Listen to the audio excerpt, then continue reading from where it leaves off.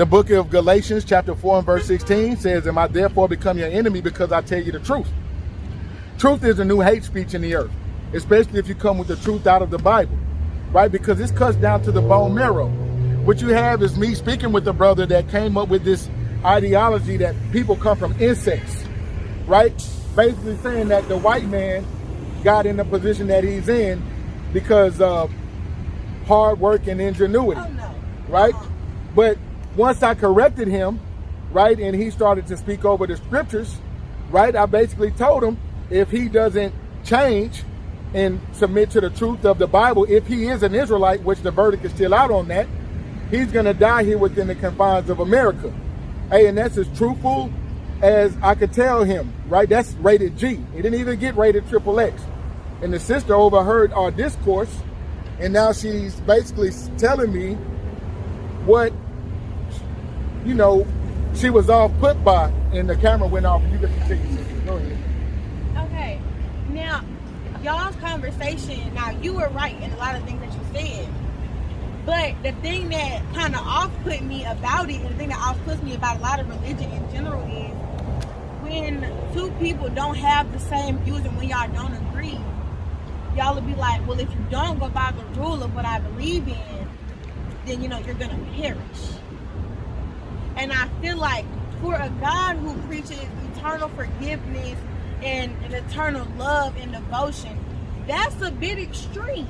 Well, I'm letting you know that the Most High, he controls the issues of life and death. When people think about God, he is extreme. He flooded the whole earth, except for 8 people. How extreme is that? Babies and old people? Yeah, right? When you see someone crossing the street and they get hit by a car, you think the devil did that? Or do you think that's a judgment of the Most High God? So what I'm letting you know, and this is why we come out to warn our people, because we don't want any of our people to perish, right? I was giving him warning, that's love, right? It says open rebuke is better than secret love. If I see you going down a path of destruction, the Most High, he's extending an olive branch to that young man by doing what? Having his men come out here, now with an offering bucket, right? And when you go to church, can you go up to that preacher and ask him a question? No. He preaches a sermon, you get emotionalism, and he might answer your questions after church. But it's not an open forum where you can go up and debate your cause. The Bible even tells us to debate your cause with thy neighbor. Prove all things. This is how you learn. Because you hear both sides of an argument, and you can come up with your own conclusion. But as far as the Lord's people, we're all going to be confederate, and we're all going to agree in the same thing, right? The Lord's elect, because that's really who I'm coming out here for. Not just the whole community, but a few good men who are going to submit to the law, statutes, and commandments, and thus said the Lord. It's not about who's right or who's wrong. It's about what's right, and that's the scriptures. That's why 1 Peter 4:11 says, if any man speak, let him speak the oracles of God. Sirach 33:3 lets us know that the oracles are the communication. So it's not like if you stop eating pork, shrimp, crab, and lobster, you're just going to be out here eating grass. No, you can eat sheep, you can eat chicken, you can eat beef, just to let you know that you can still lead a rich, worthwhile life here in your captivity, following the laws. But now you won't have those issues with your health, right? We have ceremonial laws, right? The pagan holidays, Christmas, 4th of July. A lot of our people, they are pagans through and through. They don't know that within our Constitution, we have ceremonial laws, right? So you just have to replace, we have civil laws. If your sister owes you money, you're not supposed to fight her. You're supposed to go back to her and see if she needs more money. So it has conflict resolution in the scriptures, right? But if she take your money and don't pay you back or take it and steal it, you want me to go give her more money? You were just talking forgiveness. And that's what the Bible pushes in our civil law, right? But let's check this out. That's your sister. And a lot of times, families get destroyed over superficial, trivial things like money, right? People love money more than they love one another. So just imagine if your sister owes you money, and let's say she has no intentions of paying you, and you go back and say, sister, I forgive you. Matter of fact, if you're going to do that, tell me, do you need some money? Would that be more powerful than you cutting her off and fighting her? So even now, that's forgiveness that you're not supposed to give to the other nation. That's not the forgiveness you give to the white man that guns down our people, and before the body gets cold, our people at the press conference forgiving them when he haven't even asked for forgiveness, right? The heart and the mind of the Lord's people, who the world ignorantly called Jesus Christ, he said, Father, forgive them, for they know not what they do, right? We've all been in a position where we've seen and we've fallen short. So just imagine how many of our people get gunned down and fight, fall out over issues that if one person was to forgive them or let them go, their blood won't be shed. Families are being attacked. Mamas won't be crying. Families won't be destroyed. So this is what I'm telling you. The Bible, it gives us laws even on how to resolve issues among our nation, right? I'm going to bring out a precept real quick for you, sister. This is 2nd Esdras 9:9. What's your name? Makiria, beautiful name. It says, then, this is 2nd Esdras chapter 9, verse 9. It says, then shall they be in pitiful case, which now have abused my ways, and that have cast them away despitefully, shall dwell in torments. For such in their life have received benefits, and have not known me, and yet they have loathed my law, while yet they had liberty, and when as yet a place of repentance was open unto them, understood not but despised it. The same must know it after death by pain. Right? This brother, he has benefits. The sun shines on the just and the unjust, right? Pedophiles, murderers, and killers, they get sunlight, they get rain, right?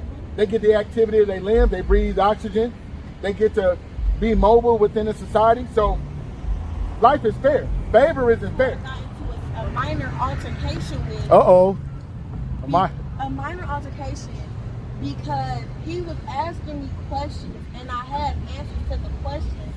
And instead of him being like, okay, I hear your point, I respect your point, but here's how I feel, he chose to stand there and try to undermine me because I was a female. And he said it with his chest.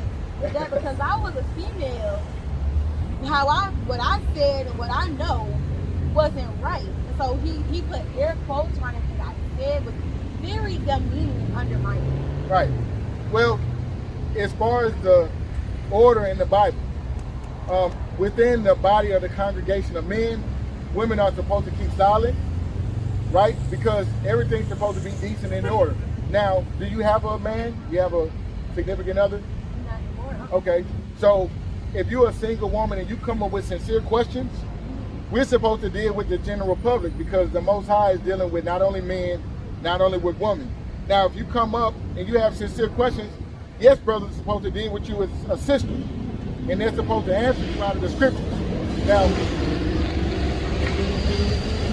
I don't know who these brothers were, but different brothers have different teaching styles, right?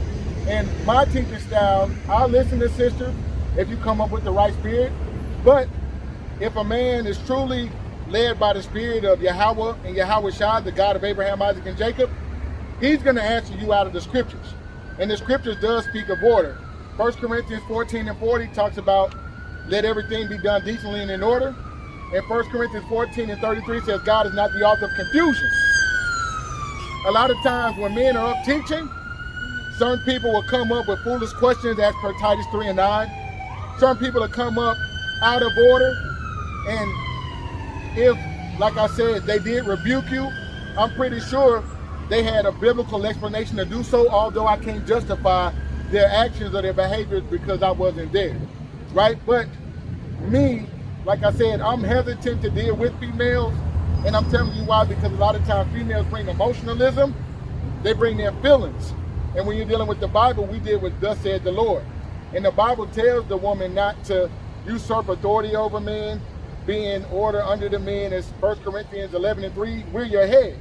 So a lot of times when women in this society, they come up with feminism, women's liberation, they come up with the teachings of this society.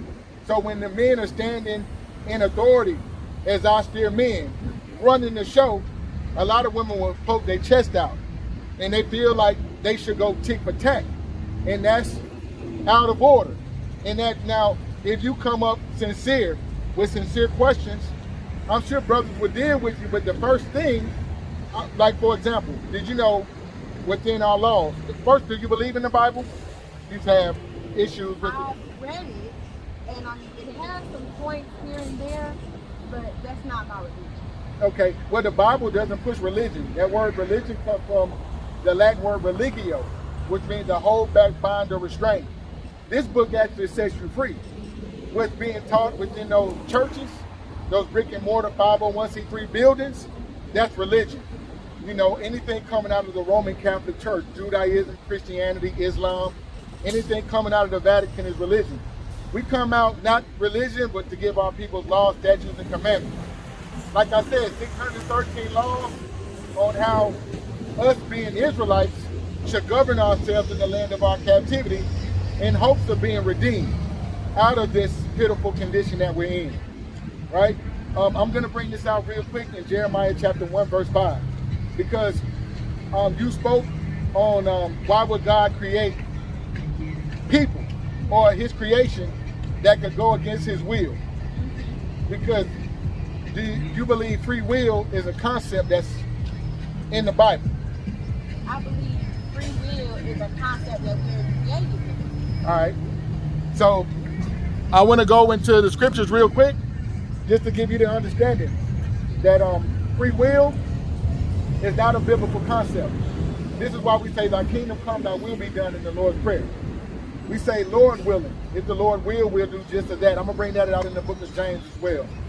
Right? And this is why we are out here on the streets, because a preacher couldn't go into the scriptures and do what I'm going to attempt to do, which is give you the biblical understanding of the God of Abraham, Isaac, and Jacob, and how he chooses, right?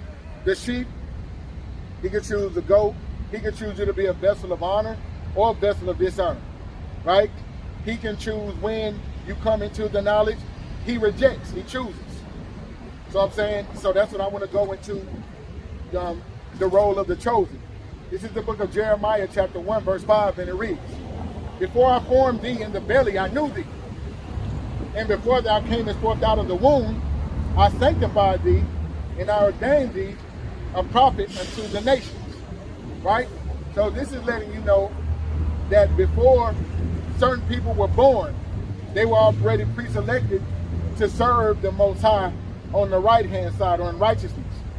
Right? Just like if someone were to commit an act of violence against someone, a murderer, right?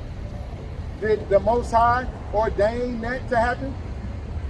I'm telling you, even on the left-hand side, if someone do works of evil, wickedness, that act has to be ordained. The Most High has to give it a stamp of approval before the spirits carry it out. He's the father of spirits, right? There are good spirits and there are bad spirits, and he controls all of them. All you have to do is be obedient and hope that you have been ordained to be that vessel of righteousness. But what if you have? What if you're born into this religion, right? And you're taught that you are, you have to pray, you have to do all the things that you all do to be, get to wherever y'all believe y'all go after y'all die. Right. To serve y'all's higher purpose. But what if you were chosen before you were born to be on the left-hand side, Well, you're rejected of the Most High. But that's not fair. No. You're taught from the time you come out the womb to the time you pass that you have to abide by all of these laws and all of these rules to appease the God that y'all believe in, but you were set up for failure from birth. Right. Then that's not fair. The Bible speaks about an election, right? Because on the planet is roughly 7.9 billion people. Of this great multitude of people on the earth, a lot of these people are going to die. And it's already preordained and pre-selected the number of people that are going to be given mercy and be given the ability to make it through all of the said perils. Right? So even the people that believe, they're going to have to go through what Jeremiah 30:7 called Jacob's trouble. They're going to have to rely on faith to make it through whatever. They don't know who they are. Therefore, they're going to have to continue to have faith and works in hopes that they make it through whatever. Right? Because if these elect men and women and children knew who they were, they could just cross their legs and wait to be delivered. But that's not why we brought down to this captivity. Faith without works is dead. You have to put actions behind what you believe in. right? This is why I'm out here, right? Because I'm trying to make my calling in the election sure. I know that bad times are coming. Famine, rape, civil war, joblessness, unemployment, right? Economical crash, a new system and a way of doing things. I have faith in these words of prophecy.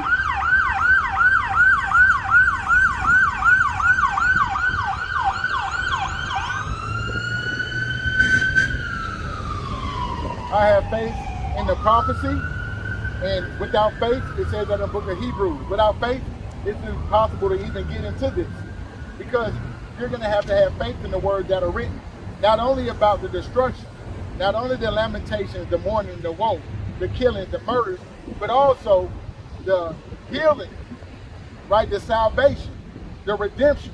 So I'm, Lord willing, I don't face the fate of the 2/3 written up in Zechariah 13:8. It's written that 2/3 of our nation are going to be cut off and die. Right? Let me get that real quick.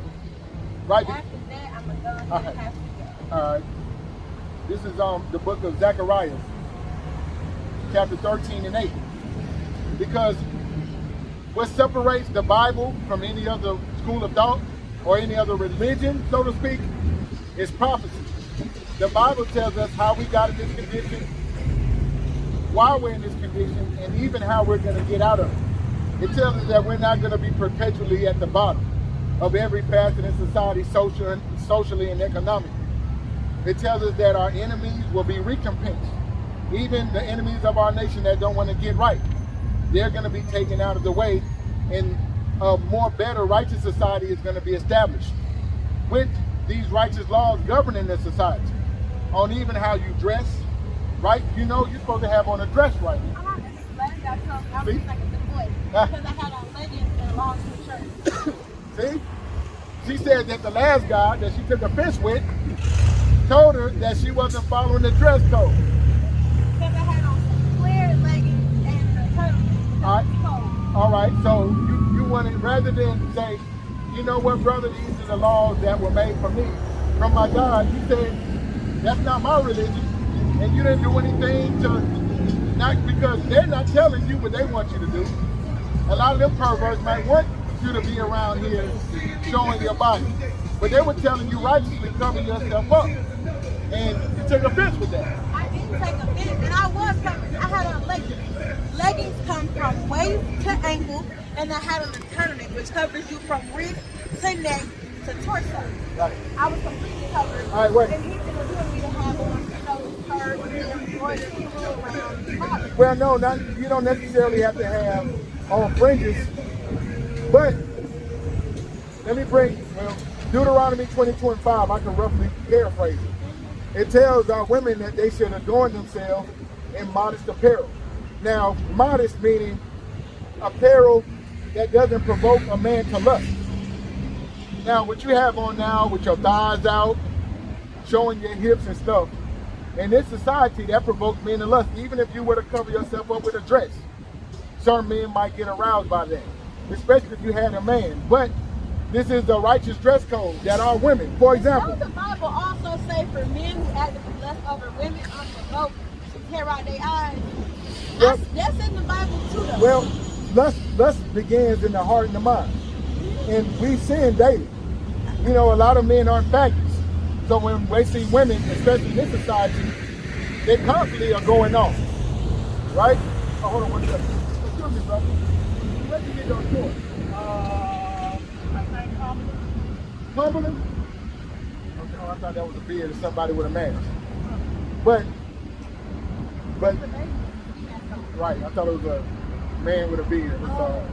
But those laws, statutes, and commandments, especially with the dress code, for example, if you look at the women coming from Saudi Arabia, they follow the ways of the, what you would call Arabs or the Ishmaelites. When they come over here, you see how they cover themselves up. A lot of times you can't even see their eyes. It's part of the God. Right, it's Sharia law. But the laws that they govern themselves by, a lot of them, they still adhere to them when they come over here. A lot of them, they come over here and they take off their head wrap and they become westernized. But those are the same tenets that y'all are supposed to be following in the Abrahamic laws. The way that they carry themselves, the way that they cover themselves up. Y'all are supposed to be the standard of righteousness. So what those brothers were telling you was right.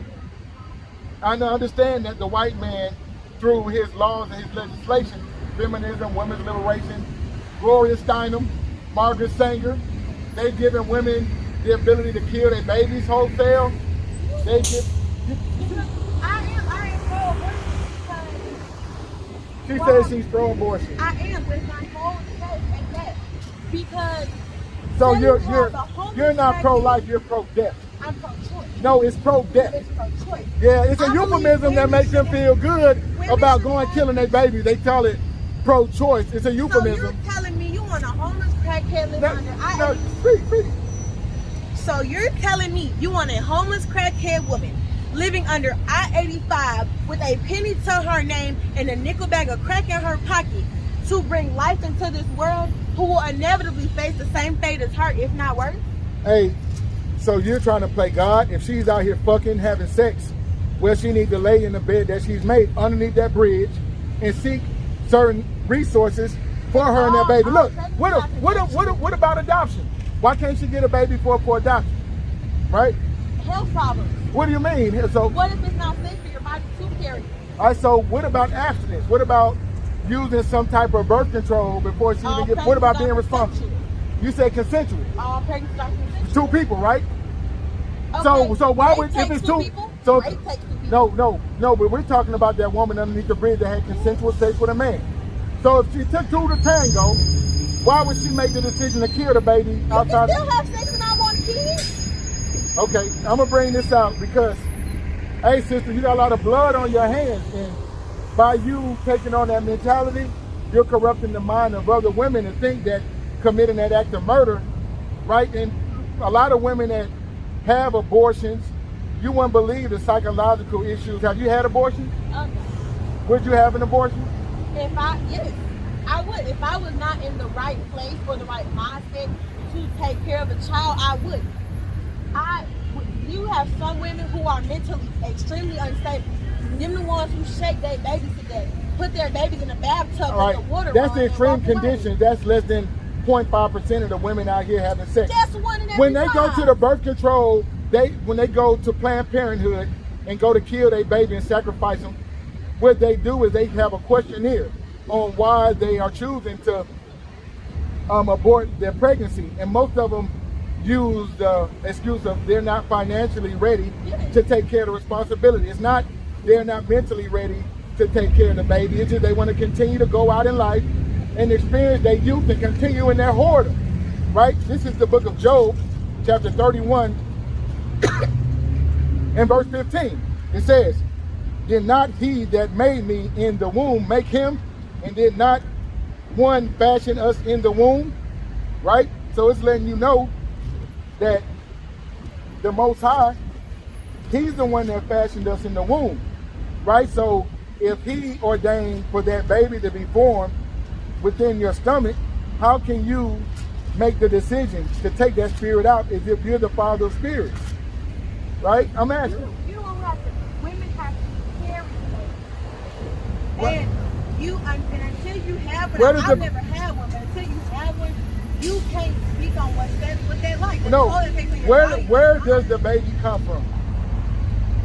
Your womb. The baby comes from your womb. No, the baby. We're not talking about what you would call with Mary, where she had a baby by an angel. Where does the baby come from? Where does that seed that's planted into your womb come from? A guy. Okay, so the man has the X and the Y chromosome, meaning he chooses the baby's gender and the baby nationality, right? We understand the sperm and the egg. The man puts that sperm inside of you, it swims, and it finds that egg on that ovary wall, and it starts the ovulation process. So when that baby is born, is that your baby? Yes. You were the one that incubated the baby and carried that baby, but that seed comes from that man. You even said it's consensual. It takes to the tango. Unless he don't carry it for 9 months So and deal with all the medical and the mental complications that come with it, it's the woman who carried this baby. All right, so when you carry that baby, can the man decide, since you carried it, I don't want to take care of it? Yes. No, you'll go down to the court and he'll get put on child support. That's if the court agrees. What do you mean if the court grants you that? All right, so I'm going to give you this in the Bible real quick. Then I really have to go. I come a little closer because I don't want to have to speak too loud. All right, so this sister is pro-death or pro-abortion. They call it pro-choice. And just to make them feel better about the bloody act that they're committing against their own babies, cutting down the numbers of our nation. Right, and since the days of King Herod and Pharaoh, they've been coming up with schemes to do what? Kill off not only the men, but the women of our nation. And it's a sad state of affairs for our women to be totally indoctrinated and seduced into this way of thinking. But this is in the book of Exodus, chapter 21 and verse 22, right? And this speaks on abortion. It says, if men strive and hurt a woman with a child, so that her fruit depart from her, a miscarriage, right? And yet no mischief follow, he shall surely be punished, according to the woman's husband will lay upon him, and he shall pay as the judges determine. And if any mischief follow, then thou shalt give life for life, eye for eye, tooth for tooth, hand for hand, foot for foot, burning for burning, and wound for wound, stripe for stripe. Right? So it said, if men strive and hurt a woman with child, right? If a woman is out here with the man and he hurts her and the child dies, and yet no mischief follows, yet he shall be surely punished according to the woman's husband. But it said, if any mischief follow, thou shalt give life for life. Right? So even in the Bible, I brought out in Jeremiah 1 and 5, right? And after this, right? Because I'm just really repeating a precept that I already brought out.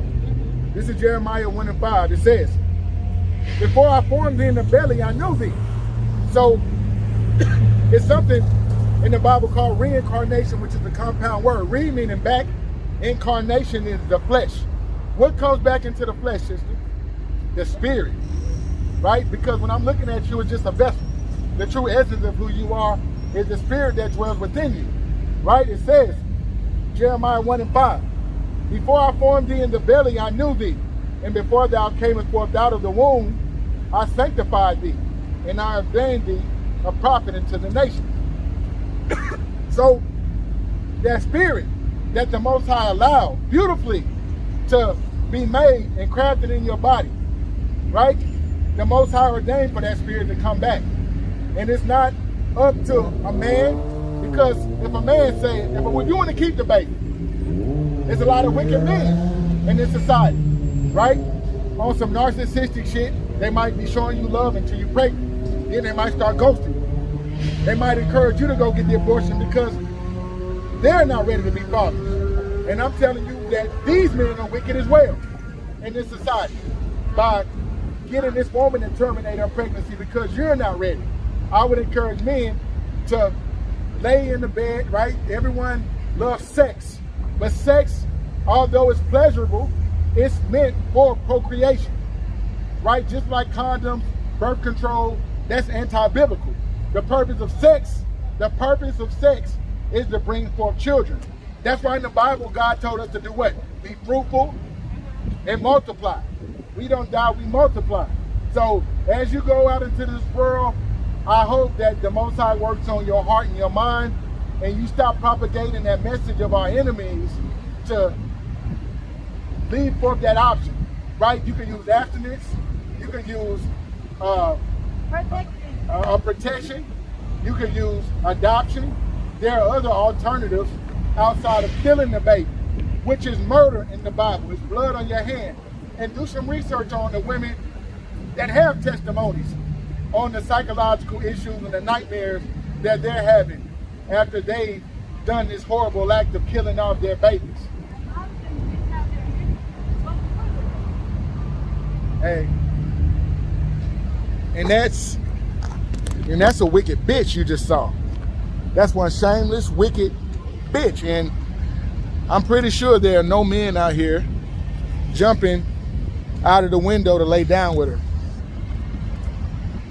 while she goes out here and pushes and propagates the so-called white man's message.